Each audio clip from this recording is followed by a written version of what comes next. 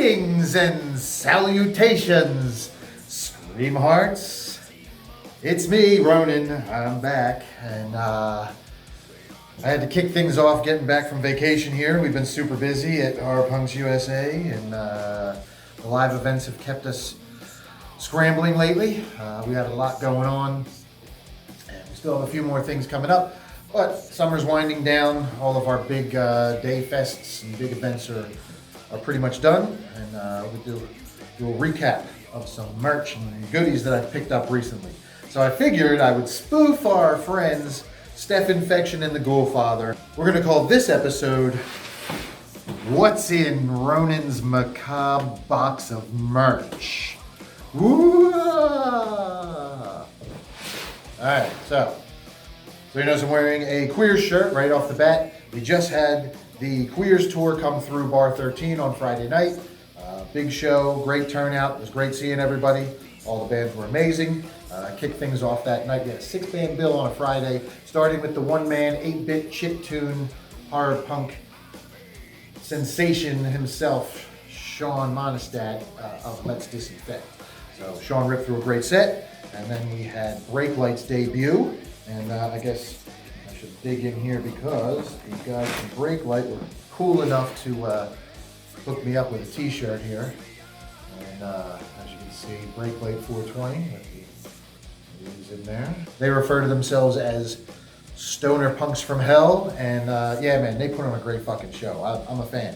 You know, a lot of times I'll listen to a lot of bands that will send us their stuff, or I'm listening to a band getting ready to go see them play somewhere, and yeah, I'll dig it, but it doesn't, sometimes it doesn't click until you get it live, or you know, it doesn't stand out maybe until you hear it live or you see them live. And Breaklight definitely, man, live show was fantastic. If you guys get a chance to see Breaklight, I definitely recommend seeing them, and we're definitely going to bring them back on some more HorrorPunks USA stuff soon, so keep an eye out for that. But yeah, Queers were great. Jason's, as always, killed it. Love having the Jasons.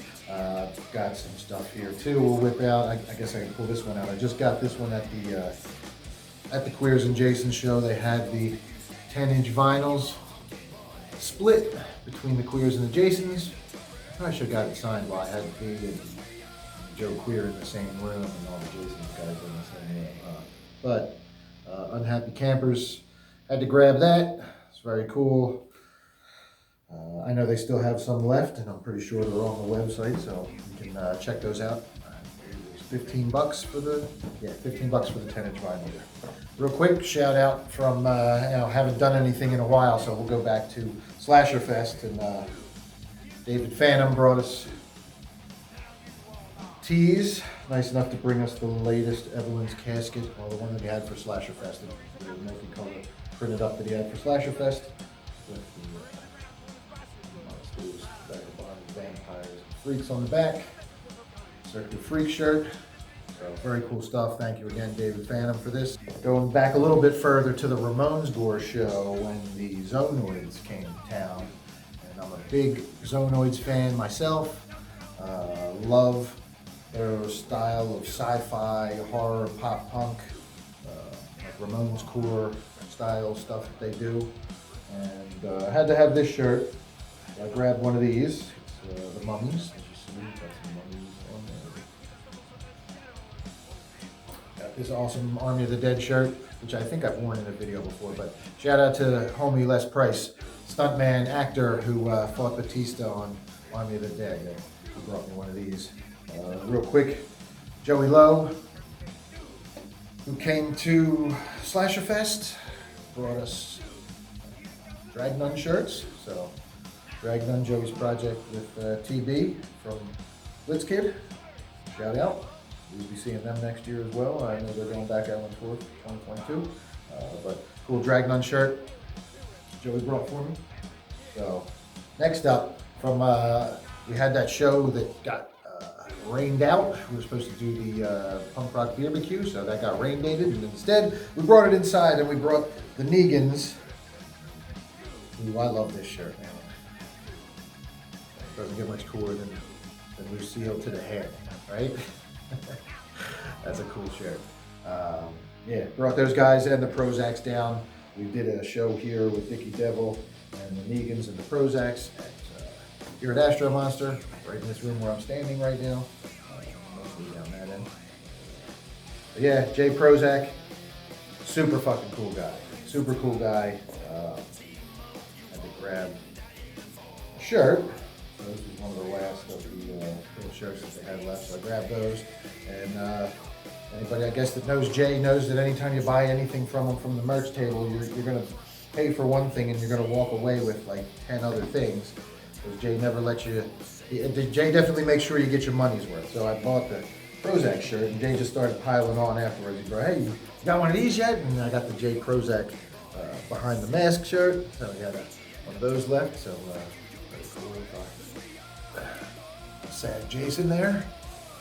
And that was red.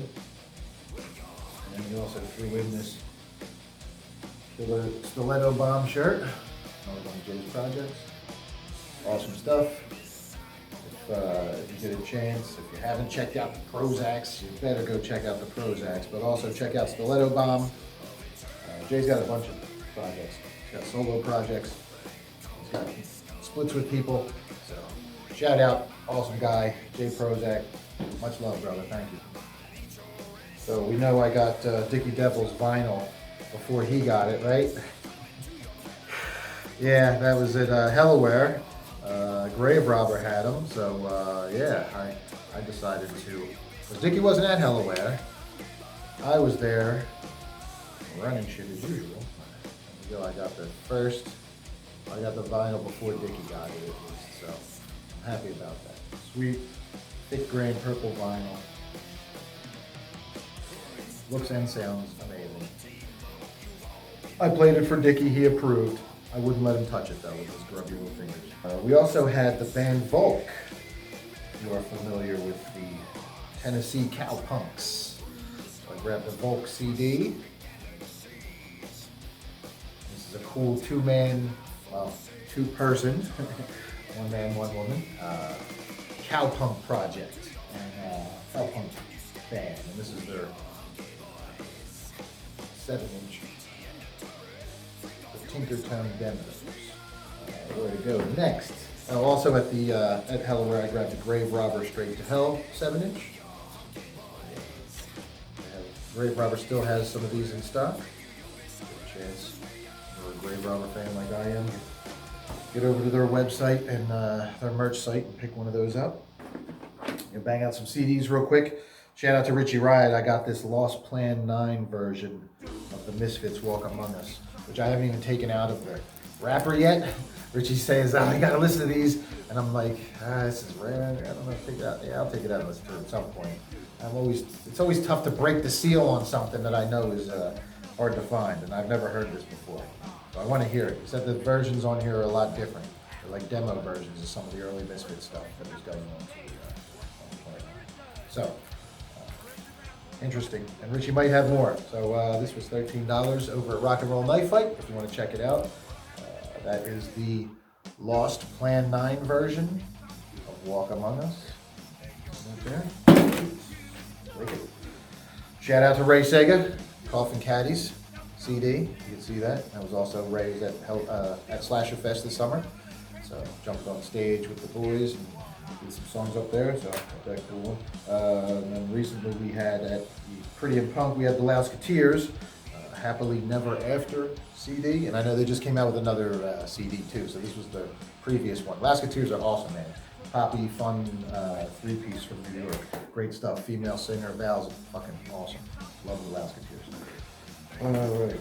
Oh, June of October CD. Grabbed one of these while the boys were in town for Hellaware as well. Had to grab that. I also got one of the baseball 3/4 sleeves, and I don't have it with me. The June of October shirts. I dug that. I love that. I like the 3/4 sleeves. It's getting colder now. Real quick, another one from Richie's shop. I got this Ramones Live and in Winterland DVD, which Richie I think still has some more. He has some more Ramones stuff, but this one is great. Great DVD. It's got 2 different live shows, both professionally recorded. It sounds amazing. One is on a German TV show, so it's all multiple camera angles. Bremen, Germany, and San Francisco. It's Cool stuff. I watched it. Sounds fantastic. Cool seeing the guys, the Ramones on stage in their heyday, in their prime. Oh my God. This is another one. Last one I picked up at Richie's shop. I haven't even broken this one open yet. But this is Kiss live in Houston, Texas, 1977. So Ramones were doing their thing. 78. Here's Kiss in 77 live in Houston, Texas. This is the heyday of Kiss. This is the Kiss that I know and love. Ace, Peter, Paul, and G. The originals, the OGs, the real fucking Star Child, Spaceman, Cat, and Demon. So I haven't cracked this one open yet. I've been too damn busy, but I'm gonna watch this one soon. So that was great. And Richie's got it. I think he's got another couple of those. That was $13 over at Rock and Roll Night Fight as well.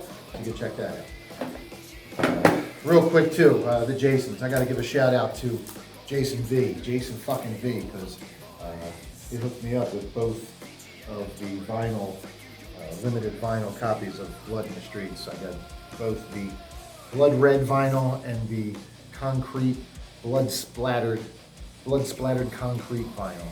And this album is probably my favorite album of the 2019. These are also numbered, 166 out of 250, 206 out of 250. And yeah, this is my favorite album last year, Jason's Blood in the Streets. There's not much more. I mean, if you're a horrorpunk fan, you know they're not horrorpunk, they're Ramones core, but you're a fan of the Jasons and you know this album. So great stuff. Shout out again, thanks, Jason B. And then last vinyl we got in here. Again, had to grab the vinyl when the Prozacs were in town. For the latest from Jay.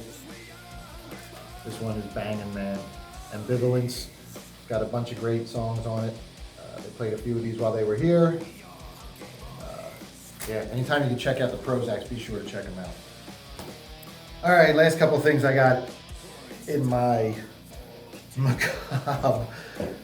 What's in my Macabre box of merch?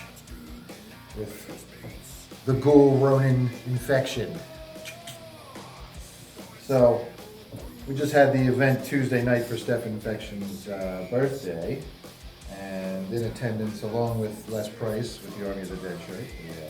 We also had director Mark Machner, who brought me a copy of Daisy Durkin's Dog Sitter of the Damned. This is the original Daisy Durkin's Dog Sitter of the Damned, #1 of the trilogy. The third one's about to release, but this one was colorized because the original was in black and white. Mark Machner, director of Deadsville Rock and Roll Mysteries. He directed the Dickie Devil and the Deviants I Got Her Hooked video. Director of Daisy Durkin's Dog Sitter of the Damned. Oh, the other day, I do want to give a quick shout out here, as I have in the box, these cool bracelets, and I'm going to put mine on now. But shout out to Lil Gothy Boo. There it is, Andrew James. Lil Gothy Boo, who brought everybody bracelets to the Queer Show Friday night. So this is mine. It says Ronin James on it, and that's little skulls. And she brought one for Atari Skull Devil, who I will bring that to, and another for Dickie Devil, who will be here Tuesday night or Wednesday night for rehearsal, so he'll get his when he comes by for rehearsal. So, shout out Chelsea, thank you so much. Love them.